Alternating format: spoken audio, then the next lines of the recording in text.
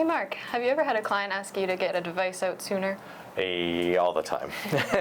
And sometimes even more extreme. So if we think about this from a project management perspective and we think about scope, timeline, and efforts or costs, there are certain clients that are really pegged on getting a device out as soon as possible because it would kill their business otherwise. So why don't we dig into that a little bit more? Are there any tips that you have offhand? Yeah, and I'm sure you have some too. An interesting framework to think about this might be to use a framework of people, process, and tools. Okay. So we can kind of try and see if that works out. And I think number one in any program or project is the people that are working on it. But if you're really focusing on getting a device out as soon as you can, people becomes a big exclamation point. And one of the ways that people can have tried to reduce overall timelines, one extreme is to think about something like the X Prize, where you have multiple teams, 20, 30, 40, 50 teams working on the same problem towards a milestone, and then an exchange of information, and then progressing to the next milestone. From an effort perspective, that's really high up front, but it allows a lot of innovative ideas to come through from different and diverse backgrounds and peoples and teams at that cost of just people. If you water it down a little bit to that which we've seen in other companies that have engaged in this, sometimes you would have a bake-off, meaning two teams competing against each other with a similar premise, but a little bit more controlled. And then, what often happens more so in projects is that you end up pursuing parallel paths with the same team. And when one becomes more or less viable, or a timeline passes where you need to make a decision, then you would cut off the other team in order to be able to accelerate that. So, people is a key aspect of that, but there are a bunch of other ways to reduce timelines. We've talked a bit about the people. What do you think about the process?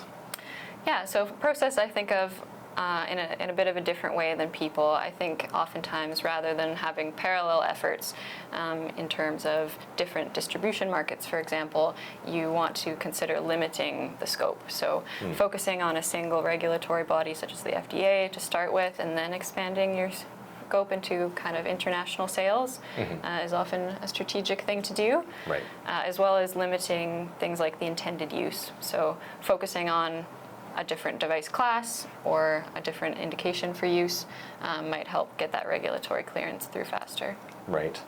And then there's some, a lot of process is going to be related to regulatory because we're in medical devices. If we pick about more extreme or opportunistic things within the FDA or Health Canada or others, are there programs that help to accelerate devices getting to market? Yeah, the one that comes to mind is our ventilator program we were working on a few years ago, the Canadian Ventilator Project. So this made use of the emergency use authorization, which is similar to kind of a breakthrough designation in the US. Right, yeah, you're getting stronger engagement with regulatory agencies that want to see that product released as quickly as possible, so they want it to come out as well quickly. And then as we think about process, I think you mentioned reducing the claims.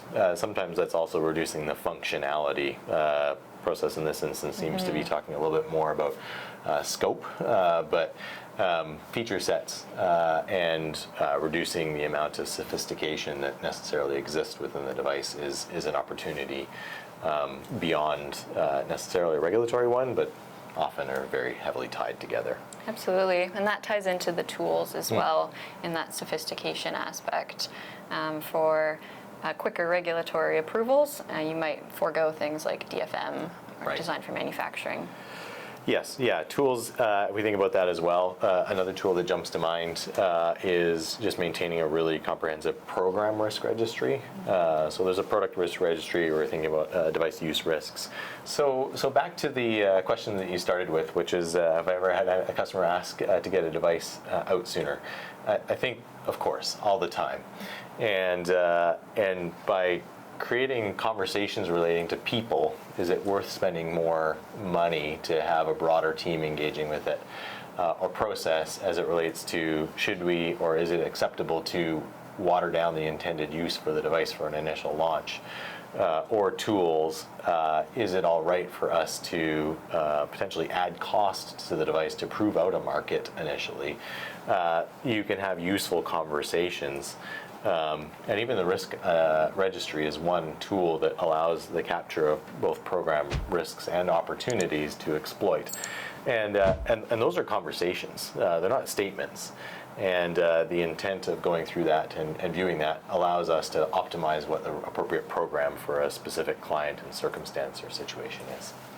Awesome. Yeah, it seems to be always a trade-off between cost, scope, and time. Yeah, it often is. Yeah.